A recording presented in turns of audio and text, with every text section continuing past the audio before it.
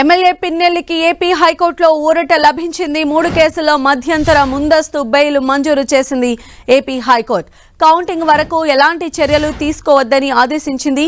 EVM ధ్వంసం case, CI పైన దాడి కేసుతో పాటు మహిళను దుర్భాషలాడారని పిన్నెల్లిపైన 3 కేసులు నమోదయ్యాయి.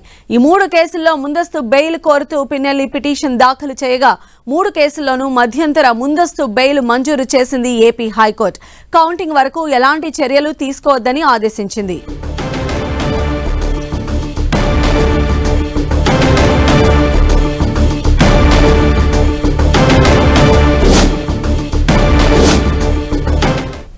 సో పిన్నెల్లికి హైకోర్టులో ఊరట లభించింది. మరిన్ని అప్డేట్స్ మా ప్రతినిధి విజయ్ చంద్రన్ అడిగి తెలుసుకుందాం. విజయ్ చంద్రన్, పిన్నెల్లిపై ఉన్న 3 కేసులకు సంబంధించి ముందస్తు బెయిల్ హైకోర్టు మంజూరు చేసింది. పిన్నెల్లికి ఊరటేనా?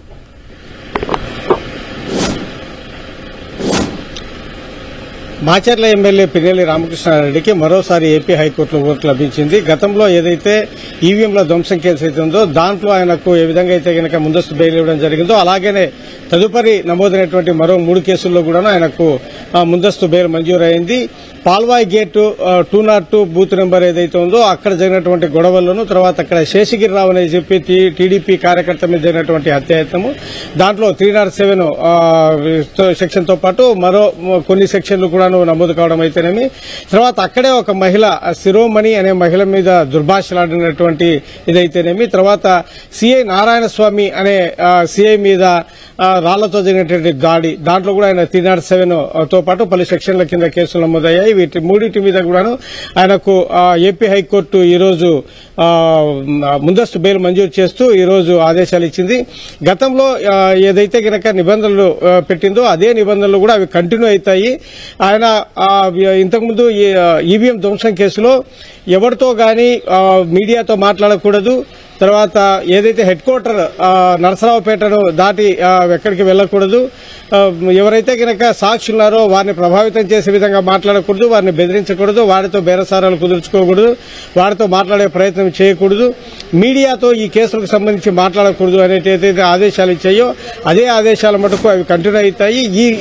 ఈ 3 కేసులకు సంబంధించి చూస్తే గనక కౌంటింగ్ వరకు ఆయన మీద ఎటువంటి యాక్షన్ తీసుకోవద్దని చెప్పేసి ఏపీ హైకోర్టు ఆదేశాలు ఇచ్చింది. గతంలో ఈ ఈవీఎం ధ్వంసం జరిగినటువంటి కేసులో కూడా ఇటువంటి ఆదేశాలే జారీ చేయడంతో పాటు ఆ షరతులు విధించడం జరిగింది. ఈ కౌంటింగ్ తర్వాత దీనికి సంబంధించినటువంటి విచారణను ఏపీ హైకోర్టు విచారిస్తుంది. ఏదైతే గనక గతంలో ఉన్నటువంటి కేసుతో పాటు ఈ 3 కేసులు, ఈ 4 కేసులు కూడాను కౌంటింగ్ తర్వాతనే పిన్నెల్లి రామకృష్ణారెడ్డి విచారణ ఉంటుంది. అంతవరకు పోలీసులు ఈ కేసులు 4 కేసులకు సంబంధించి ఎటువంటి అరెస్టులు కానీ ఎటువంటి చట్టపరమైన చర్యలు కానీ తీసుకోవద్దని చెప్పేసి ఏపీ హైకోర్టు ఆదేశాలు ఇవ్వడంతో పిన్నెల్లికి ఇది ఒక పెద్ద ఊరటగానే చెప్పొచ్చు. అయితే దీనిపైన రాష్ట్ర ఎన్నికల సంఘం ఎలా రియాక్ట్ అయ్యే అవకాశాలు ఉండొచ్చు?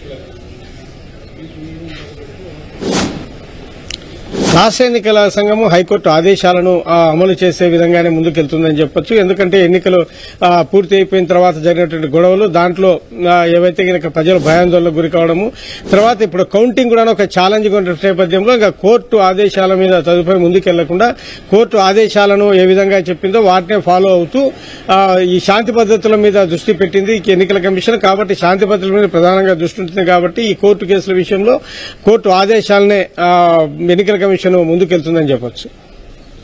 విజయ్ చంద్రన్, పిన్నెల్లికి సంబంధించి ఏం చెప్తున్నారు? ఈ రోజు హైకోర్టులో ఊరట లభించింది కదా. పిన్నెల్లికి సంబంధించినటువంటి అడ్వకేట్ల మటుకు ఇది ఒక ఊరటగానే చెప్తా ఉన్నారు. ఎందుకంటే ఇప్పుడు 4 కేసులలో కూడాను ఆయన మీద ఊరట లభించింది చెప్పొచ్చు. అందులో ఆయన మీద 307 లాంటి తీవ్రమైనటువంటి సెక్షన్లు, తర్వాత 7 సంవత్సరాలు శిక్ష పడేటువంటి కఠినమైన సెక్షన్లు కూడా ఈ 4 కేసులలో ఉన్నాయి. కాబట్టి ఇవన్నీ కూడాను ఆయన న్యాయ పోరాటం చేయాల్సి ఉంటే గనక ఖచ్చితంగా ఆయనకు సమయం అవసరం అవుతుంది. ఒకవేళ ఆయన ఎన్నికల్లో గెలిచినా కూడాను ఈ శిక్షలు పడితే గనక, ఎందుకంటే 2 సంవత్సరాలకు పైబడేటువంటి సెక్షన్లు ఎక్కువగా ఉన్నాయి. కాబట్టి ఈ నేపథ్యంలో న్యాయ పోరాటం చేయాల్సి ఉంటుంది. ఆ న్యాయ పోరాటం తర్వాత కోర్టు ఎటువంటి నిర్ణయం ఇస్తే గనక అతని భవిష్యత్తు ఆధారపడుతుందని చెప్పొచ్చు. ఏదేమైనా ఎన్నికల ఫలితాల మీద ఇప్పుడు పిన్నెల్లి వర్గం దృష్టి పెట్టింది. రైట్ విజయ్ చంద్రన్.